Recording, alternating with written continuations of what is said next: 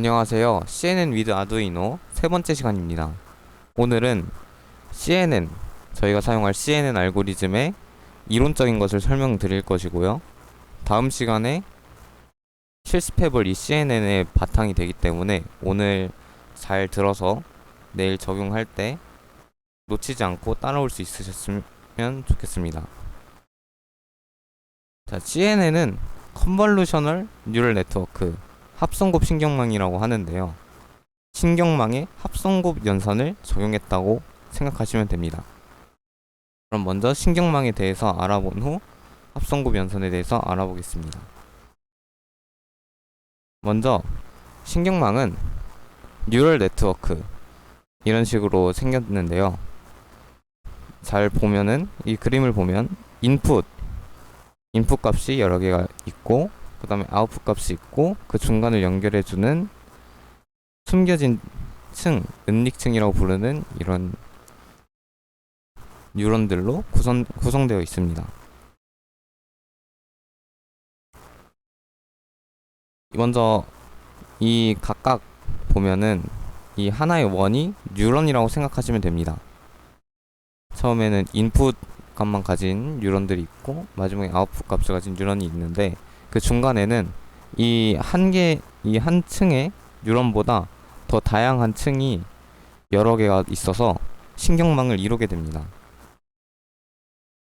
보시면 각각 인풋 값에 대해서 인풋 값이 얼마나 큰 영향을 끼치는지 이 W라는 웨이트 가중치라는 것을 부여해 준 다음에 각 편향값을 더해주게 됩니다.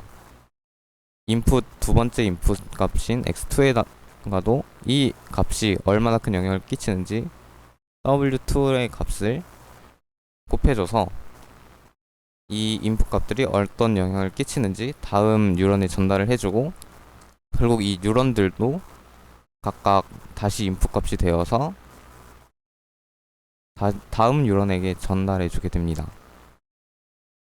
그래서 이 은닉층을 여러 개를 거쳐서 아웃풋으로 가면 이제 저희가 원하는 결과를 얻을 수 있게 되는 거죠.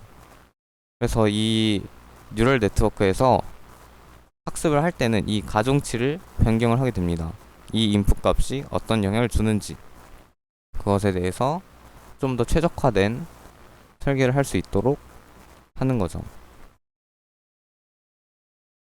그 뉴럴 네트워크의 각각의 이 원들, 그러니까 뉴런 혹은 컴퓨터에서는 노드 또는 퍼셉트론이라고 하는데요. 이 퍼셉트론은 이런 구조를 띠게 되어 있습니다.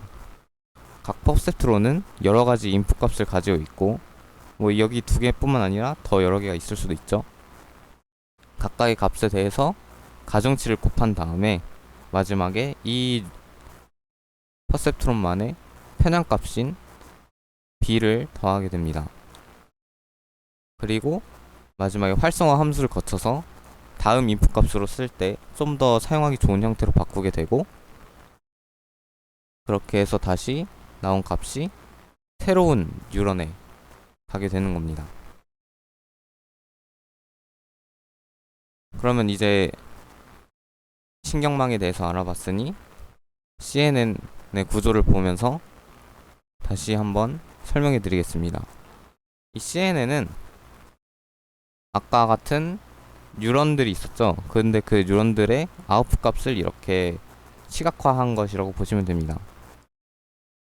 그래서 처음에 2차원 이미지 같은 자료들이 있으면 이 자료에 컨볼루션, 합성곱 연산을 한 다음에 나온 결과값에 풀링, 여기서는 맥스 풀링을 사용했는데 풀링이라는 연산을 사용하고 그 다음에 다시 합성곱 연산을 하고 다시 풀링을 하는 이렇게 번갈아 가면서 되는 구조로 되어 있습니다. 그리고 마지막에는 아까 봤던 뉴런처럼 이 아웃풋 값이 그냥 2차원이 아니라 단일 한 개의 값이 되어서 각각 다음 노드에다가 전달을 해주고 있습니다.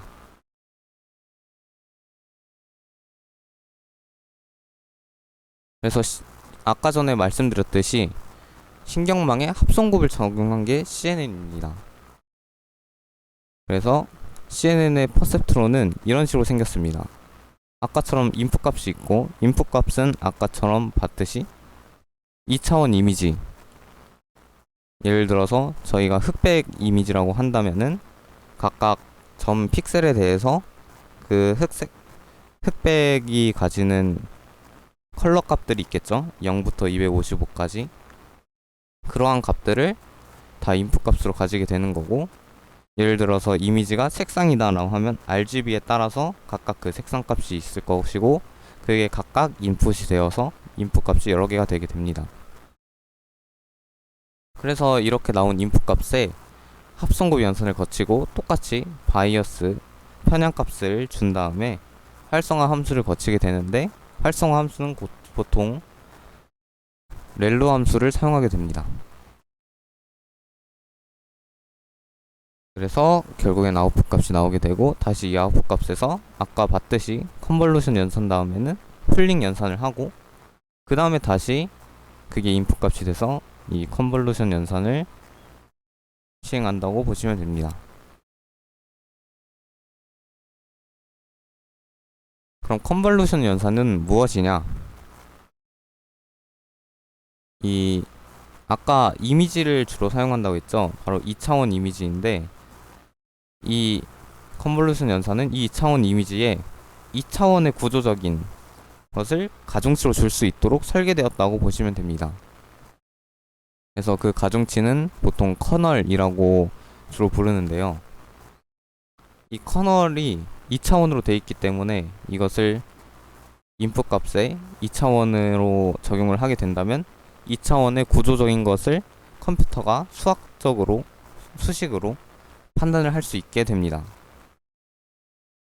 이 커널을 적용시킬 때는 인풋 값보다 작아야겠죠. 작거나 같아야지 일단 커널을 적용을 할 수 있는데, 이 커널이 가진, 커널이 밝히고자 하는 이 구조적인 것을 인풋 값에 각각 픽셀을 옮겨가면서 대조를 하는 게 이 합성곱 연산이라고 보시면 됩니다. 그래서 지금 이 그림을 보시면은 인풋 값은 이렇게 왼쪽 2부터 3 곱하기 3을 따왔고, 그 커널이 3 곱하기 3이기 때문에 인풋 값에서 3 곱하기 3을 따왔겠죠. 그래서 각각의 원소 1 곱하기 1 더하기 4 곱하기 0 더하기 6 곱하기 1 이런 식으로 커널과 인풋 값을 같은 위치에 있는 거를 곱한 다음에 다 더해서 아웃풋 값에 가져다 놓게 됩니다.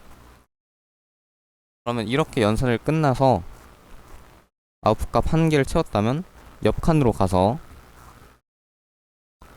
이렇게 다음 칸에서 3 곱하기 3을 또 따와가지고 커널을 똑같이 4 곱하기 1 더하기 6 곱하기 0 3 곱하기 1 이런 식으로 진행하게 됩니다. 이렇게 계속 진행을 하다 보면 끝에 가선 다시 아래쪽으로 가고, 결국엔 오른쪽 아래 3 곱하기 3까지 이 연산을 수행한 다음에 아웃풋 값에 전체적으로 채우게 됩니다. 이제 여기서 저희가 고려할 점은 인풋 값의 크기, 저희가 원하는 해상도를 하려면 엄청 크겠죠? 그만큼 커널도 커질 수도 있을 것이고, 이 커널의 사이즈도 조절을 할 수 있습니다. 그 다음에 이 커널이 움직이는 칸, 여기서는 한 칸씩 움직였죠? 근데 스트라이드라고 해서 이 이동하는 간격을 두 칸으로 하면은 이 첫 번째 연산을 거친 다음에 이 두 번째 연산을 거치지 않고 바로 이런 식으로 두 칸을 건너뛰어서 연산을 할 수도 있겠죠. 그 다음에 아까 말했듯이 바이어스 값을 줄 수 있는데, 이 바이어스 값은 각각 아웃풋 값에다가 똑같은 값을 더한다고 생각하시면 됩니다. 그래서 20이 예를 들어 바이어스가 5다 라고 한다면 20에 5를 더하고 24에도 5를 더하고 28에도 5를 더해서 하나의 아웃풋 값을 가지게 됩니다. 근데 이렇게 진행을 하면은 인풋 값에 비해서 아웃풋 값이 크기가 작아졌죠. 그래서 다시 원래 크기로 돌리고 싶다면 이 패딩이라는 값을 이 패딩이라는 연산을 거치게 됩니다. 그래서 이 패딩은 아까 말했듯이 크기 사이즈를 늘려주는 것이기 때문에 이런 식으로 여기서는 제로 패딩이라고 해서 겉에 0이라는 값으로 채우는 것을 해본 것입니다. 이것도 활성화 함수처럼 다음 인풋 값에 사용하기 좋도록 만들어주는 것이죠. 활성화 함수는 렐로를 주로 사용한다고 했는데 이 렐로 함수는 이 수식과 같게 되어 있습니다. 그래서 x 값이 있다면 0과 x 중에서 큰 값을 출력을 한다. 다시 말하면 0보다 작을 때는 x 값이 0보다 작을 때는 0이라는 값을 가지게 되고 0보다 클 때는 x의 값을 그대로 해서 y는 x 그래프처럼 이렇게 올라가는 그림이 됩니다. 그리고 이렇게 컨볼루션 연산을 다 끝마쳐서 풀링층으로 간다면 이제 다시 연산을 시행하게 됩니다. 아까 말했듯이 크기가 작아져서 패딩을 했다면 얘는 반대로 크기를 줄이기 위해서 하는 연산입니다. 그래서 풀링을 보면 여기서는 맥스 풀링이라고 해서 이 칸 중에서 가장 큰 값만 넣어서 이 아웃풋 값으로 다시 출력을 하는데 이게 정말 해상도가 높은 이미지라면 이렇게 값을 줄이는 것도 도움이 될 수 있겠죠.